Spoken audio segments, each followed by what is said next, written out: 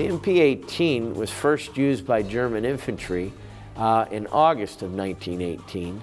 It was a very portable, light, wooden, shoulder-stocked machine pistol. That was the nomenclature given to the gun.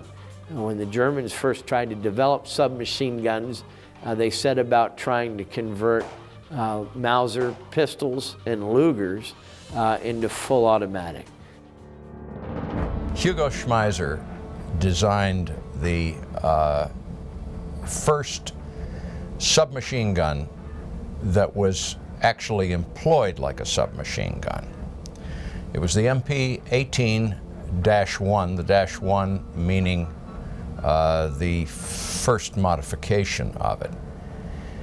It used a Luger snail drum magazine, which but the only advantage was it was readily available already and didn't have to be developed. But it was really unsatisfactory.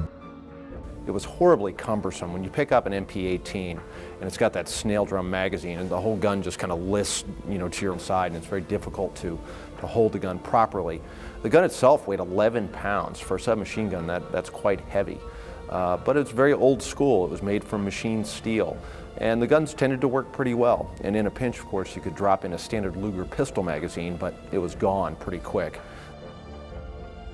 Immediately after the war, the guns were converted to fire 10 or 20 round stick magazines that protruded from the left side of the gun at a 90-degree angle.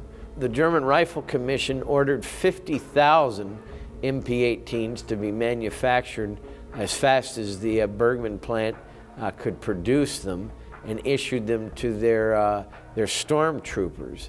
Had the 50,000 MP18s made it into the trench earlier in the year, there might have been a different outcome. As it was, by November of 1918, Bergmann had only produced about 35,000 of the ordered 50,000 MP18s, and it's estimated that only about 10,000 of those had actually made it into the trenches and saw use during the First World War.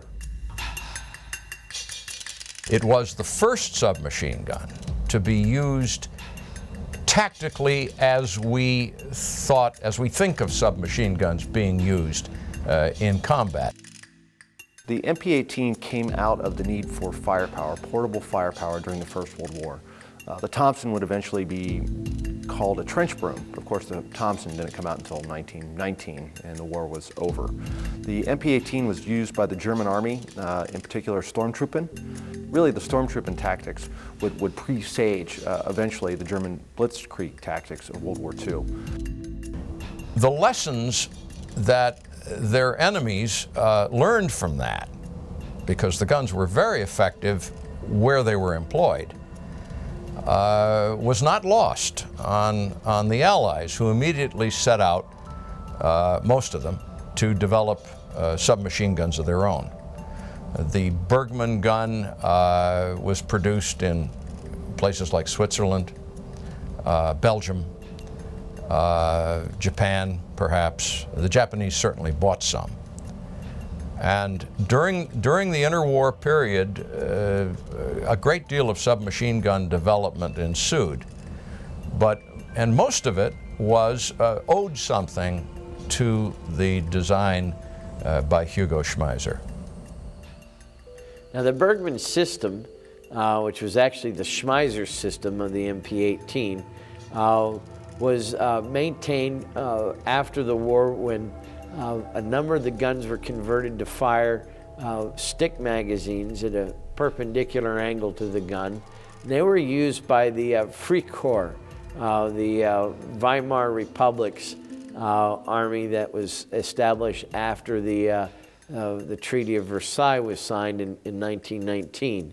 The German army was very limited in numbers, and of course Germany was banned from producing any submachine guns or machine guns during this interwar period. So of course the easy thing to do to circumvent that was to go to Belgium.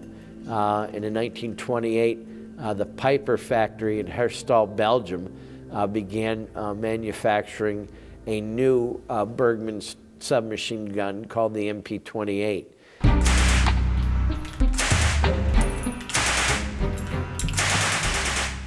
The weight of the gun is significant enough to reduce all felt recoil of the 9mm pistol cartridge that goes off, giving the shooter the advantage of being very accurate with a 9mm pistol cartridge in a submachine gun. It looked very similar to the Model 18, but it was now the Model 28. Internally, it differed quite a bit.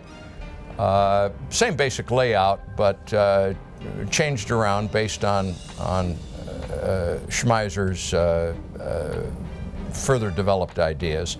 He added selective fire to it. The original MP18 was only full automatic, but in the MP28, the gunner had his choice. He could fire semi-automatically or full auto, and it used the same magazine.